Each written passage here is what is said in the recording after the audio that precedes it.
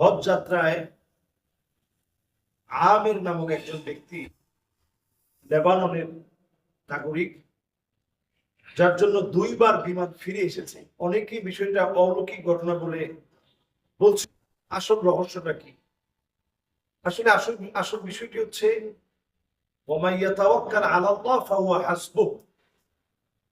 যে ব্যক্তি আল্লাহর উপরে তাওয়াক্কুল করবে, আল্লাহ রাব্বুল আলামিন তার জন্য যথেষ্ট হয়ে যাবে। আসলে এটাই সবচেয়ে বড় বাস্তবতা। তিনি আল্লাহর জন্য চেয়েছেন, আল্লাহর কাছে চেয়েছেন, আল্লাহর কাছে নিজেকে সঁপে দিয়েছেন এবং হজের মতো একটি ইবাদত সম্পন্ন করার জন্য গিয়েছেন। কিছু আনুষঙ্গিক জটিলতার কারণে যখন ওনাকে যাওয়ার পারমিট দেওয়া হচ্ছিল না, একবার বিমানটা ফ্লাই করেছে, যান্ত্রিক ত্রুটির কারণে ফিরে আসে। যান্ত্রিক ত্রুটি শেষ করে বিমানটা আবার উড্ডয়ন করেছে। সেই সময় আহমেদ তিনি বসা ছিলেন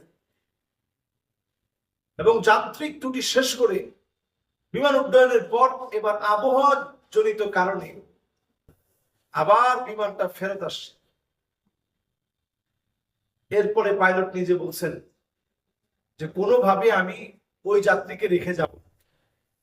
এবার যখন আলহামদুলিল্লাহ তিনি সহ গিয়েছেন, জটিলতা শেষ করে যখন গিয়েছেন, আল্লাহ তাআলা বিমানকে উড্ডয়নের সুযোগ করে দিয়েছেন। আমরা কিন্তু এই সময় একটা দোয়া পড়ি, বিমানে যারা সফর করেছে দেখবেন এই সময় আমরা একটা দোয়া পড়ি এবং খুবই সুন্দরভাবে দোয়াটা পড়ানো হয়। আল্লাহু আকবার, আল্লাহু আকবার, আল্লাহু আকবার, সুবহানাল্লাযী সাখখারা লানা ওয়া মা কুন্না লাহু মুকরিনিন ওয়া ইন্না ইলা রাব্বিনা লামুনকালিবুন। আল্লাহুম্মা ইন্না নাসআলুকা সাবরানা হাযাল বিররা ওয়াত তাকওয়া ওয়া মিনাল আমালি মা তারদা। আল্লাহুম্মা হাওৱিন আলাইনা সাফরানা হাযা ওয়াদবি আন্না বু'দা। আল্লাহুম্মা আনতাস সাহিবু ফিস সাফার ওয়াল খলিফাতু ফিল আহল। আল্লাহুম্মা ইন্নী আউযু বিকা মিন ওয়াসাইস সাফার ওয়া কাআবাতিল মানযর ওয়া সুইল মুনকালাবি ফিল মালি ওয়াল আহল। বড় দোয়া। আমরা যদি না পারি অন্তত মুখস্থ করে নেওয়ার চেষ্টা করব, বাংলায় হলেও বলার চেষ্টা করব। আল্লাহর কাছে আমি বলছি, আল্লাহ আপনি সবচেয়ে বড়, সবচেয়ে বড়, সবচেয়ে বড়। এই বাহন আমার আয়ত্তে আল্লাহ আপনি এনে দিয়েছেন, না হলে এটাকে আমি আয়ত্তে আনতে পারতাম না। কি বিশাল একটা বিমান, এতগুলো যাত্রী নিয়ে কেমন করে উড়ে। এটাকে আপনি আমার আয়ত্তে এনে দিয়েছেন বিধায় এটা সহজ হয়েছে। এরপরে পড়া আল্লাহর কাছে বলা যে আল্লাহ আপনার কাছে আমি বলছি, আমি আপনার কাছে আশ্রয় চাচ্ছি, আমার মালিক আপনি, বাহনের মালিক আপনি। আল্লাহ এই পথকে সহজ করে দিন। আল্লাহ এই পথকে আমার জন্য গন্তব্যে পৌঁছার দূরত্ব কমিয়ে দিন। অনেক সময় দেখবেন যানজটে লেগে অনেক সময় চলে যাচ্ছে, এরপরে আপনি আপনার কাছে দোয়া করতেছেন, আল্লাহ পথটা সহজ করে দিয়েছে। যেই টাইমে পৌঁছানোর কথা ছিল, যেই সময়ে পৌঁছানোর কথা ছিল, ঠিক সময়ে আপনি পৌঁছাতে পেরেছেন। এগুলো আপনার তরফ থেকে আল্লাহ তাআলা দান করে থাকেন।